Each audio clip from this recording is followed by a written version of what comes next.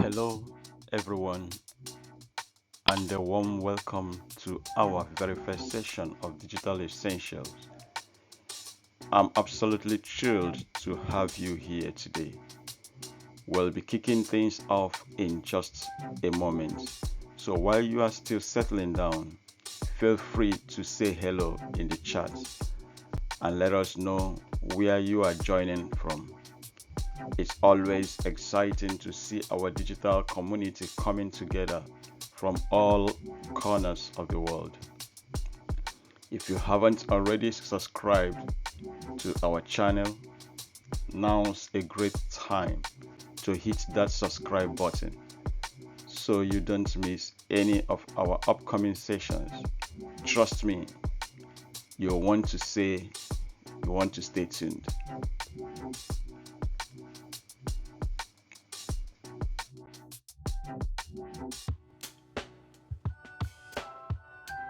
All right, let's dive in. Have you ever felt a little lost when people start tossing around tech jargon? Or maybe you've wondered whether to use your phone, tablet, or a laptop for a particular task, but we aren't quite sure which one fits best. Well, you are in the right place. Over the next hour, we are going to break down the digital basics in a very clear and practical way, empowering you such that by the end of this session, you will be able to walk into any electronic store with confidence, knowing exactly what you are looking for and what you are looking at, and more importantly, how each device can open doors to new skills, opportunities, and even income streams. So grab your notebook, get confident, and let's get started.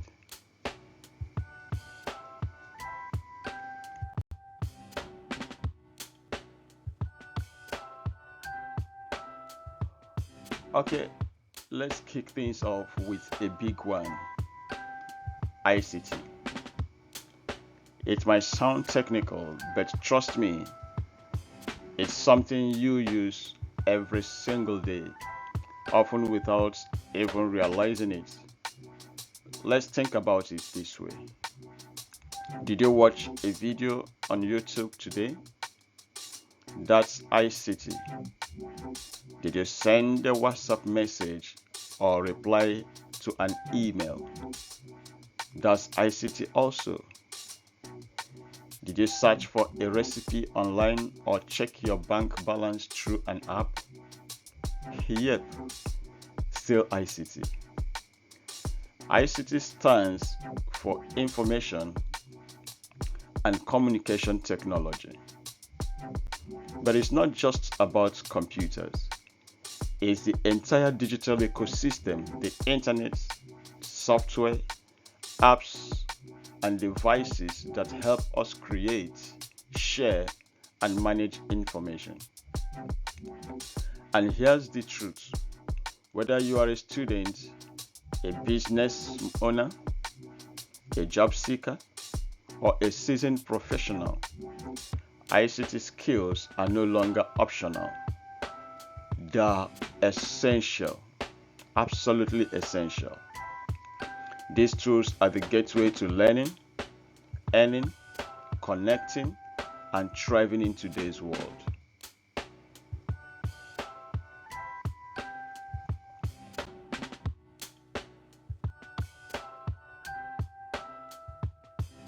Let's make things real. How has ICT changed the way you do things? Think about it. Instead of standing in line at the bank, you tap an app. Instead of mailing a letter, you send an instant email. Instead of commuting to an office, many of us now work from home, collaborating with teammates across cities or even continents using tools like Google Meet or Zoom. ICT has transformed nearly every aspect of human life, from how we work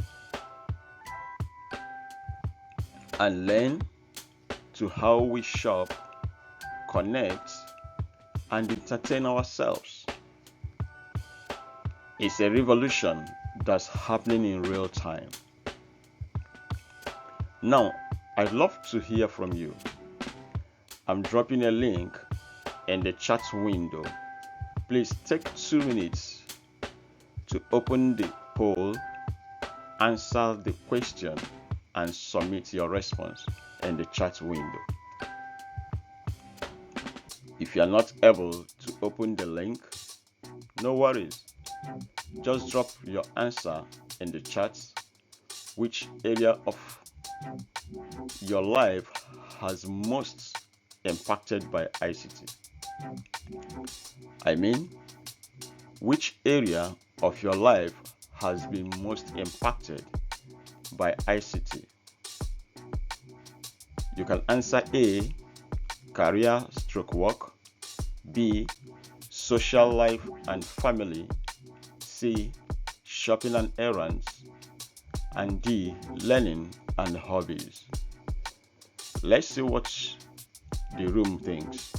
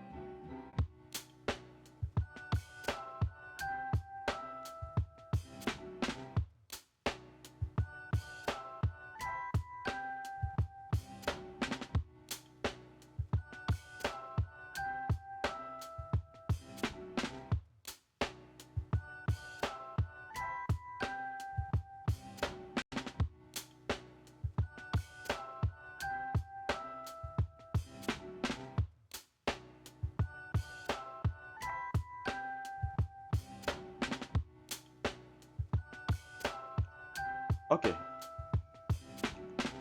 when we say computer, most people think or picture a box with a screen sitting on a desk.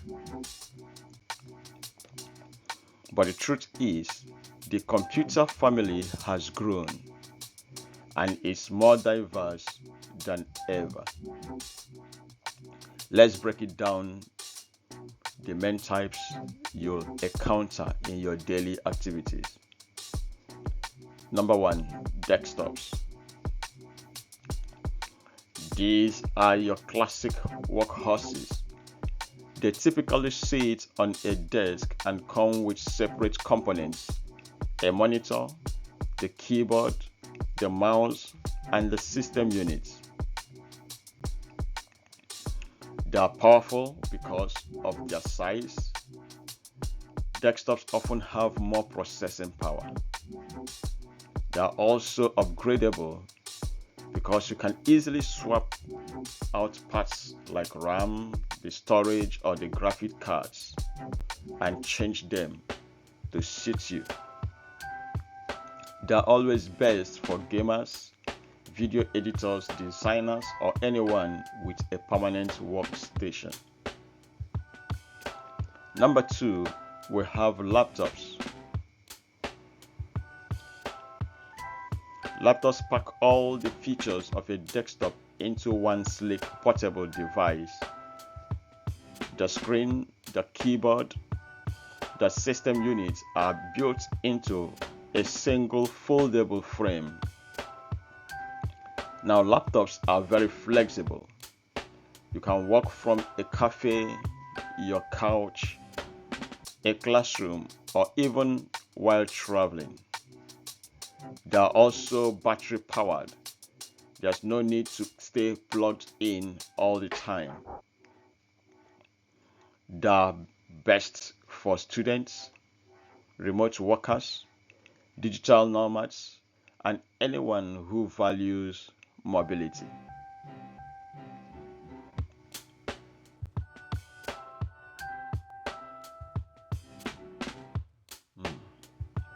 While desktops and laptops are the most traditional types of computers, the digital world has expanded far beyond those. Let's explore the other key members of the smart device family. We have tablets. Tablets are slim, touchscreen devices that sit between smartphones and laptops in terms of size and functionality. They are best for reading, browsing, watching videos, drawing, and light work tasks. We have examples like iPad, the Samsung Galaxy Tab, the Amazon Fire, etc. Next, we have smartphones. Smartphones are powerful, pocket-sized computers. They combine calling, texting, internet access, apps, and cameras, all in one.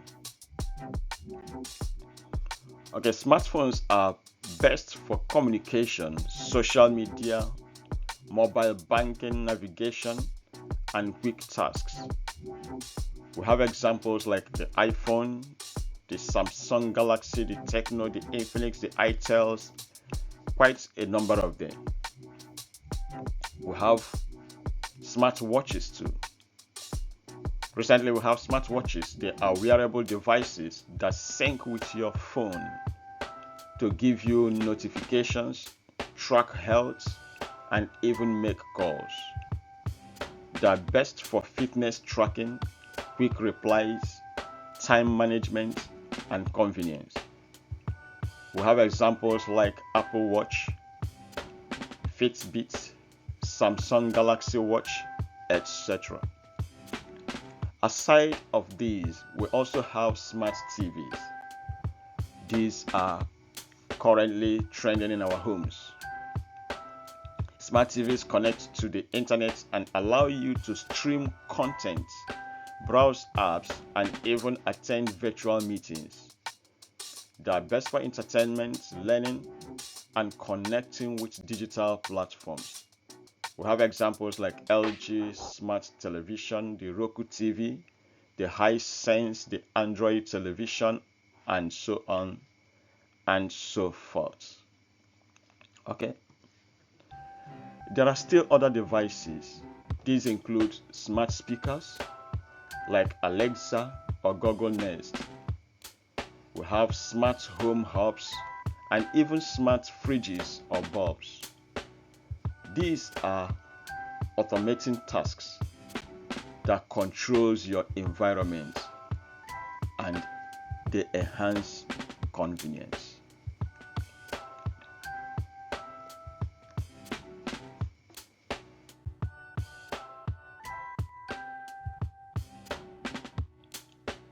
Let's talk about two of the most popular devices you probably already use: tablets and smartphones.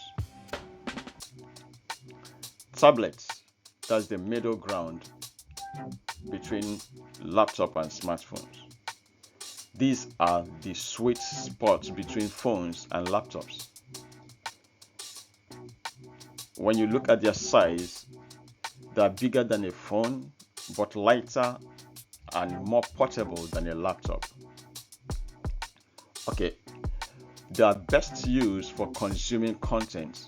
For example, reading ebooks, watching movies, browsing the web, or scrolling through social media. However, they have limitations, such as when it comes to creating content like typing a long report or editing a presentation. You might find it a bit tricky unless you attach a keyboard or use a stylus. As we have said before, we have iPad, Samsung Galaxy Tab, Lenovo Tabs. These are some of the examples of tablets you can see in the market. Quite a number of them. Okay, let's look at smartphones, the pocket powerhouse. Yeah, smartphones are the most widely used computers on the internet, on the planet, let's say it that way. They are multifunctional.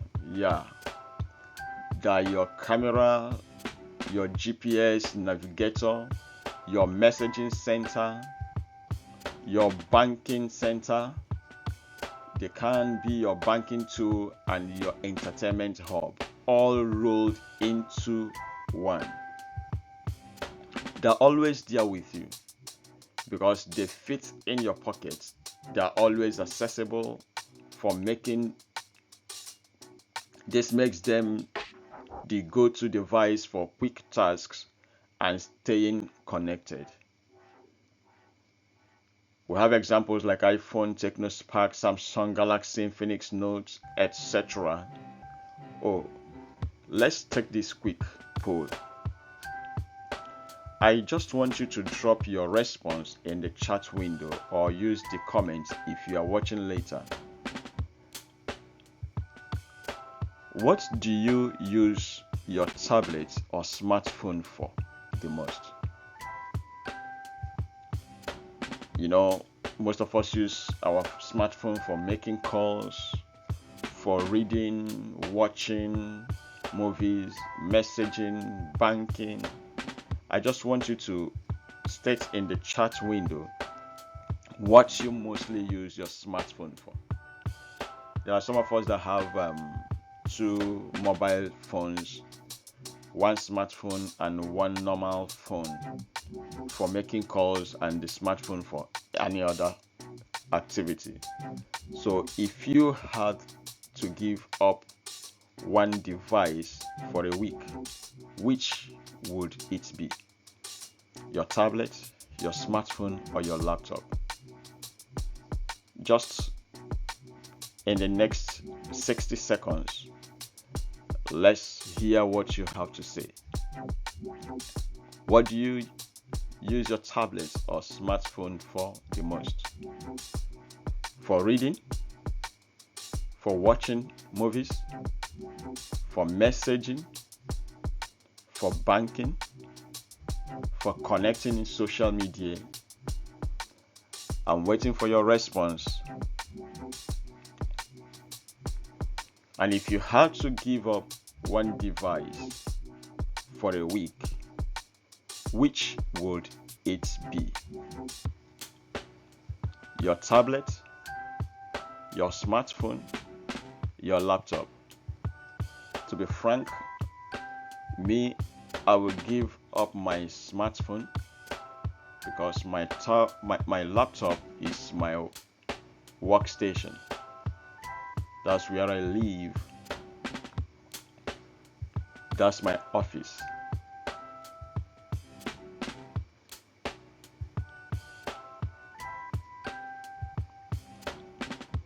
While we wait, you can pause the video. Okay.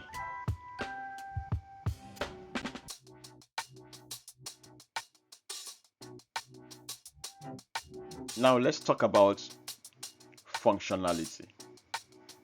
Choosing the right tool for the job. Now there are different devices and they shine in different situations.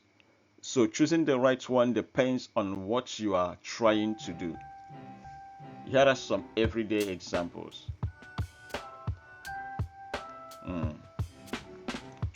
Okay, we have writing a 10-page report. Assuming you are doing a task like this, we'll advise you use a desktop or a laptop. Now the reason is this: you'll need a full keyboard, a large screen, and possibly access to multiple documents or apps at once. Desktops and laptops are better for formatting, editing, and multitasking. So when you are doing a task like typing and printing, the best tool is a desktop or a laptop. Okay, let's look at the second task. Watching a movie while traveling. Wow. In this scenario, use a tablet or a laptop. You might ask why. Now, tablets are lightweight and easy to hold, while laptops offer a bigger screen and better sound.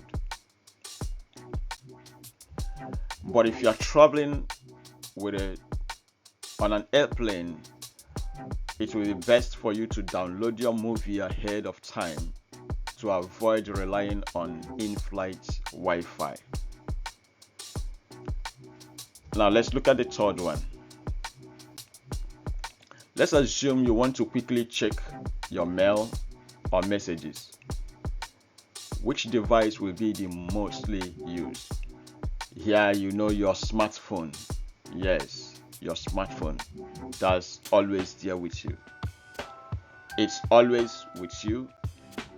And apps like Gmail, WhatsApp, and Messenger are optimized for mobile use. So you can instantly respond even while on the go. Okay, the final one we are going to look at here is performing intense video editing. Assuming you are a video editor, graphic designer, here we advise you use a desktop system. Not that laptops is also okay. Now the reason is because video editing requires high processing power, high storage, and often a dedicated graphics card. So desktops support dual monitors sometimes, and professional editing software like Adobe Premiere Pro, etc. Now I want to ask you a very simple question here. I need you to drop your answer in the chat window. Which device do you use most often? And for what kind of task? I know that most of us own a smartphone. You might even be watching right now with your smartphone. So your smartphone becomes the answer. Let's see your answer in the chat window in the next 15 seconds.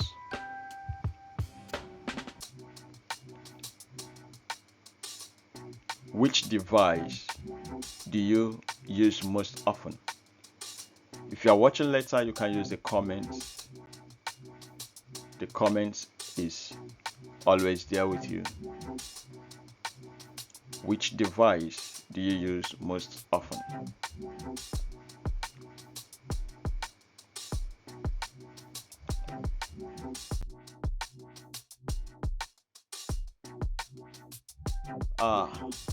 Now let's interact, because this part is crucial.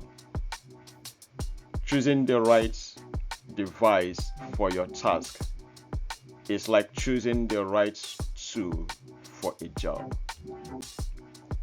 You wouldn't use a hammer to turn a screw, right? The same logic applies to technology. So let's do a quick scenario together. I'm going to ask you this question. I need your answer, your response in the chat window.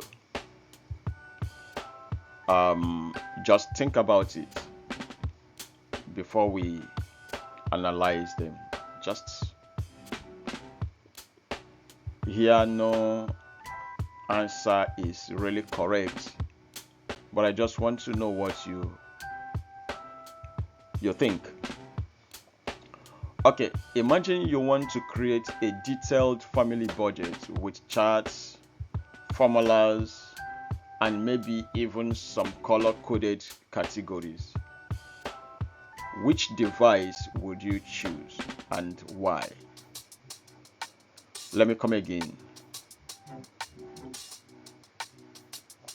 Let's assume you want to create a detailed family budget with charts, formulas, and maybe even some color-coded categories.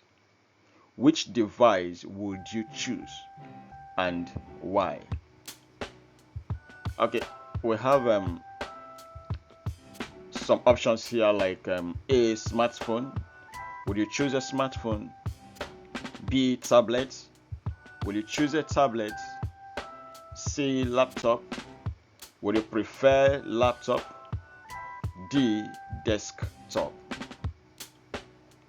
So type your answer in the chat and share your reasoning. There's no single correct answer. As I said, each device has its strengths and limitations. Let's break it down together. Okay, we'll break it down together while I still wait for your answer. Okay, let's consider things like this. Each device have their pros and their cons to consider. For example, smartphone is always available, but they have small screen and limited spreadsheet capability. So there are some spreadsheet functionality you will not get in smartphones. Now look at tablets. Tablets are very portable, good for viewing. However, if you want to do typing and editing and do things that require complex formulas, they can be tricky, and especially when it does not have a keyboard. Now look at laptop. Laptops are great balance of power and portability. They're very portable. They have their power. You don't need to connect to the power source if the battery life is good. However, battery life may vary. Some have smaller screen than a desktop.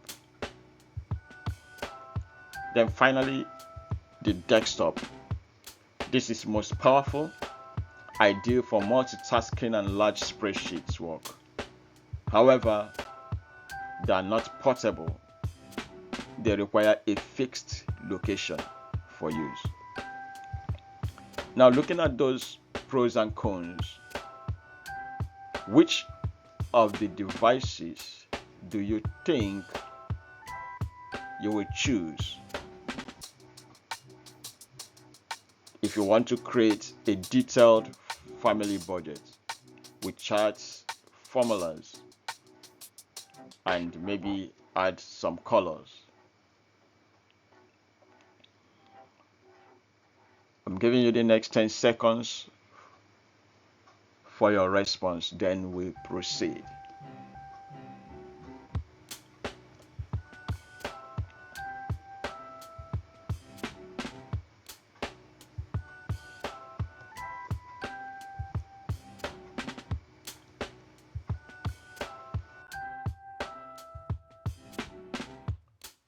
Okay, here's the key takeaway. You can technically use any device, the smartphone, the tablet, the laptop, or desktop. Like I said, there is no correct answer. You can use any of these devices to create a family budget. Like tools like Excel Online and Google Sheets are cloud-based, meaning they work across all devices. But let's be honest, when it comes to handling tasks that involve charts, formulas, and detailed data entry, the most suitable device is a laptop or a desktop. These devices offer large screens, you have full keyboards, capabilities, and better processing power, making it easier to focus, organize, and analyze your information efficiently. So understanding the strengths and limitations of each device is essential. It's not just about what a device can do, it's about what it does best. So choosing the right tool helps you work smarter, not harder. Have you ever tried working on a spreadsheet from your phone? Okay, if you've done that, what was that like? Most of us don't even have the spreadsheet app in our phones.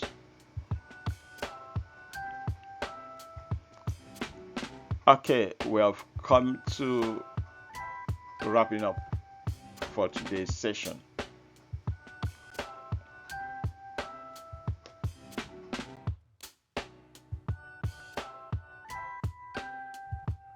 Wow, we've covered a lot of ground today.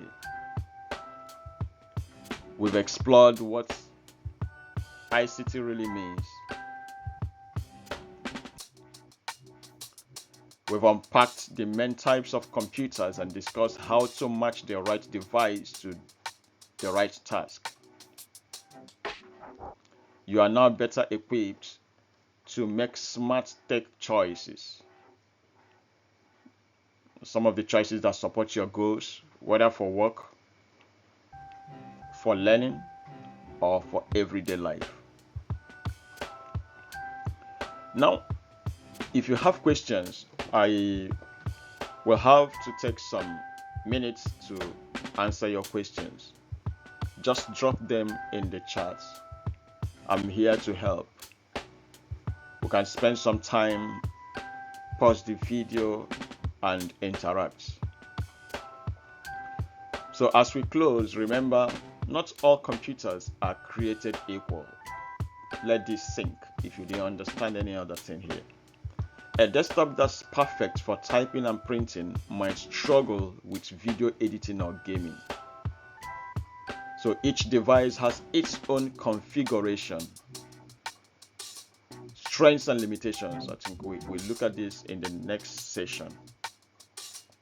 For a deeper dive into choosing the right computer for your needs, you can check I will drop a link in the description window that will help you check how to choose what's right for you. That's if you want, but I believe that what we have covered so far will help you decide what particular device you need for a particular task. Thanks for being part of this session. You've taken a powerful step toward digital confidence, and this is just the beginning. Before we go, take 10 seconds to answer the following questions. What's the one thing you learned today that surprised you? Hit that chat right now. What's one thing you learned today that surprised you? Just 10 seconds.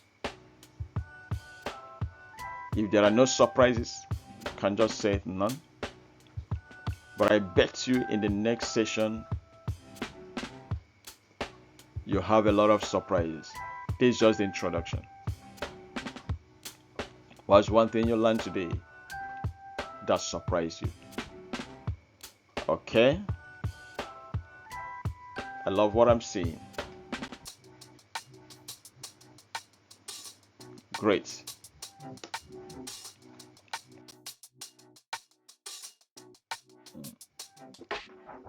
It's been an amazing time with you today. Thank you for staying till the end. I love your energy, the curiosity and engagement. These things made this first session of Digital Essentials special. Coming up next is Under the Hood, hardware, software, and hands-on skills. We'll explore the brain of the computer, the CPU, the RAM, the storage, and how it all works together. Now, these make up the system configuration in case you want to buy a system. So you will need to understand some of these things. You'll get practical insights and hands-on tips to deepen your digital confidence. So keep a date on Friday, 1800 Nigerian time. Right here, same channel, same vibe. Until then, keep exploring, keep asking questions. The comments is still there. We are always here to answer you. And remember, every click, every tap, every scroll is a step toward digital mastery. Thank you, and see you on Friday.